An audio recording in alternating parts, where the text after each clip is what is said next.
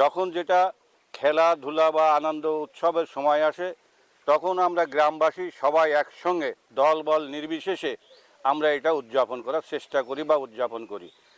ছোটোর থেকে বড়টা পর্যন্ত সবাই একই কাজে এই উৎসাহিত করে যাতে এখান থেকেই আরও আমাদেরকে দেখে আরও 5টা গ্রাম উৎফুল্ল হোক, তারা শিক্ষা পাক, এইভাবেই আমরা যাত্রা করি যাতে গ্রাম থেকে মাদক বা অন্য কোনো কিছু যা আছে সন্ত্রাস আছে এগুলো দূর হোক।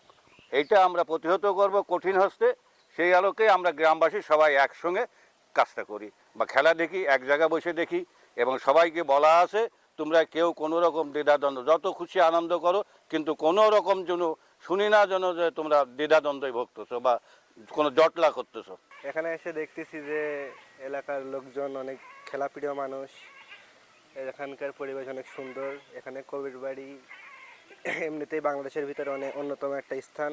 এর মাধ্যমে এরকম একটা আয়োজন করেছে খেলাধুলার, এরকম পতাকা, বিভিন্ন রকম ব্যানার, এর মাধ্যমে জায়গাটা আরও অনেক সুন্দর হয়ে গেছে। এরকম কি অন্য কোনো গ্রামে? না, এরকম শৈলকুপার ভিতরে বিশেষ করে আমার মনে হয় ঝিনাইদহ জেলার ভিতরে এরকম কোথাও নেই। এরকম উদ্যোগ কোথাকার ছেলেপেলেরা এখন নেয়নি এরকম। এবারের বিশ্বকাপের উন্মাদনা আসলে ব্রাজিল, আর্জেন্টিনা সহ যতগুলো দল আছে প্রত্যেকেই তার নিজের জায়গা থেকে ভালো খেলবে আশা করি। তবে আর্জেন্টিনা এবং মেসি এটা আমাদের মনোহরপুরের সমর্থক গোষ্ঠীর একটা বিরাট প্রত্যাশার জায়গা। তো সেই জায়গা থেকে অবশ্যই আমিও তাদের পক্ষেই বলতে চাই যে অবশ্যই এবারও যেন মেসি দ্বিতীয়বারের মতো কাপ নিতে পারে। ধন্যবাদ। ব্রাজিল এবার মাঠে আগুন ঝরাবে আর গ্যালারিতে সাম্বা বাজবে। আমাদের একটাই লক্ষ্য, ষষ্ঠ বিশ্বকাপ। আর আমাদের পুরো মনোহরপুরের মাটি হলো ব্রাজিলের ঘাঁটি। আমাদের ইচ্ছা মতো আমরা ব্রাজিলকে সমর্থন করি এবং প্রচুর সমর্থক আছে আমাদের ব্রাজিলের পক্ষে।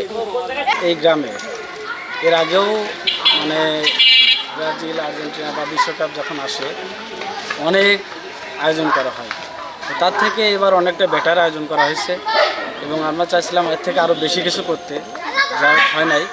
তবে যেটুকু করেছি এটা দেখার জন্য বিভিন্ন এলাকা থেকে প্রচুর পরিমাণ মানুষ আসতেছে। এত পরিমাণে মানুষ আসে যেটা কল্পনার বাইরে, যেটা আমরা কখনো আশা করিনি যে এরকম লোক আসবে।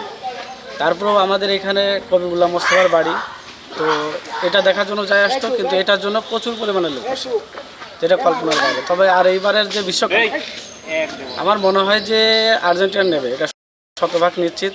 আর আমাদের গুরু অলওয়েজ, সে তো যেভাবে চুমো খাইয়ে আছে এবারও সে চুমো খাবে, এটা আমরা বিশ্বাস করি ইনশাল্লাহ। আর ব্রাজিল প্রথম ম্যাচ ড্র করেছে, দ্বিতীয় ম্যাচে 3 গোলে হারবে, এটা নিশ্চিত। আমার বুদ্ধি হওয়ার পর থেকে ব্রাজিলের কোনো বড় জিত দেখতে পারি নাই, শুধু ড্র এবং হার। 7 আপ তো বিশ্বকাপের মতো এত বড় মঞ্চে 7 আপ তারা 7টা গোল খায়, জার্মানির কাছ থেকে 7টা গোল খায়। তো তাদের আর্জেন্টিনা এবং ব্রাজিল মানে কোনোভাবেই এক করা যায় না, আমাদের লেভেলে নাই। তো তাদের সাথে তর্ক করার কোনো প্রশ্নই আসে না। ফেসবুকে অনেক দেখছি এই গ্রামের ভিডিও, মানে আয়োজনের অনেক ভিডিও দেখছি, কিন্তু আমার প্রত্যাশার তুলনায় এই গ্রামের মানে যে আয়োজনটা হয়েছে ওটা অতিরিক্ত। আর আমি এখানে এসে দেখছি যে হচ্ছে এখানে আর্জেন্টিনার সাপোর্টার শতভাগ, মানে হচ্ছে ব্রাজিলের তেমন কোনো সাপোর্টার নেই। 2-1 যারাই আছে তারা মানে মুখ ফাপড়ের উপর চলে, তাদের কোনো খাওয়া নাই। আমি দেখছি খেলা তো আমি দেখি, আমি আমার জন্মের পরে আমি দেখছি আর্জেন্টিনা কাপ নিছে, কিন্তু ব্রাজিলের কোনো কাপ নেওয়া আমি দেখিনি।